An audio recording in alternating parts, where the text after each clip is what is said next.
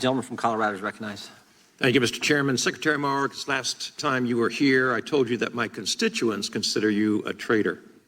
Today, I'd like to explain why they believe this and ask you a few questions. I'd like to introduce first my constituent, Stephanie Granados.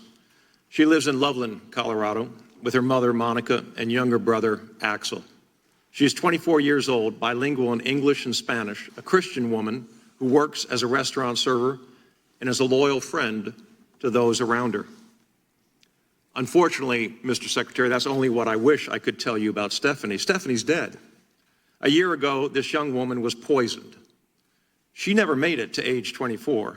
Her mother's only glimpse of her now is in old photographs, and her brother misses his older sister. Stories like that are normal conversations in Colorado. Stories like this begin with fentanyl. But where does fentanyl begin? Many times it starts among chemical manufacturing firms in China. Companies like the recently indicted Hebei Sinaloa Trading Company from the Hebei province in China. It manufactures and advertises the drug's ingredients to buyers in Mexico. Using common mail and import fraud tools like forged custom documents and falsely labeled packages, firms ship the product upon purchase to drug dens in cities like Guadalajara.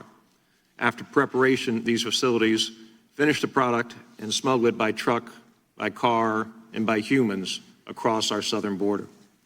Chopped into counterfeit pills that are pressed to look exactly like legitimate pharmaceuticals or mixed with cocaine or other substances, Americans buy those drugs. And it's like a walking minefield. These illegal drugs are then used to kill American citizens. According to the CDC, over 150 people are dying every day because of synthetic opioids like fentanyl. CDC's National Center for Health Statistics reported 79,770 opioid-involved overdose fatalities in 2022, and over 80% of opioid deaths are attributed to fentanyl. In my home state of Colorado, fentanyl deaths remain near record levels. According to the Denver Post, more Coloradans have died of ingesting the drug in 2022 than overdosed on all drugs in 2016.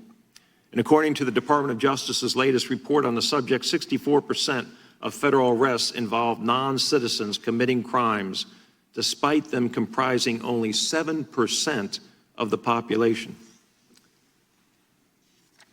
Secretary Mayorkas, can I ask a couple questions and answer them for you before I give you a chance to respond? But is China responsible? I'm sorry. Recently, you spoke at the Aspen Security Forum and stated that China bears responsibility for this.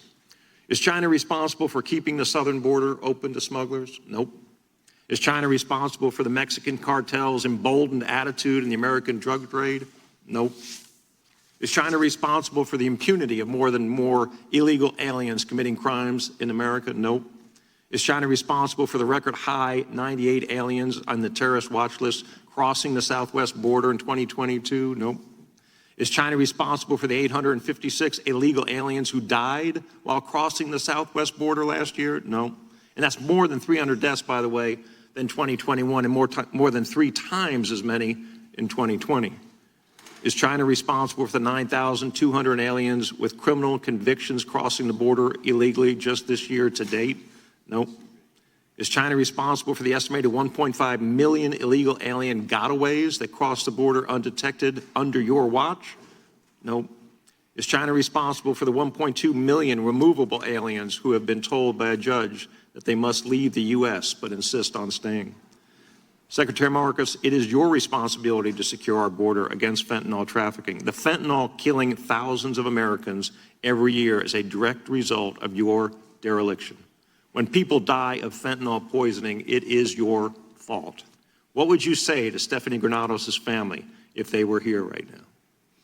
Congressman, we grieve the loss of any life as a result of the toxicity, the devastation of fentanyl. The challenge of fentanyl is not new.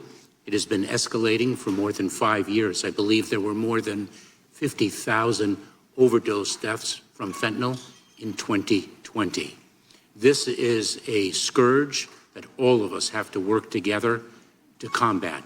And we in the Department of Homeland Security, with our federal partners, are taking it to the traffickers to to an unprecedented degree through innovative operations targeting criminals.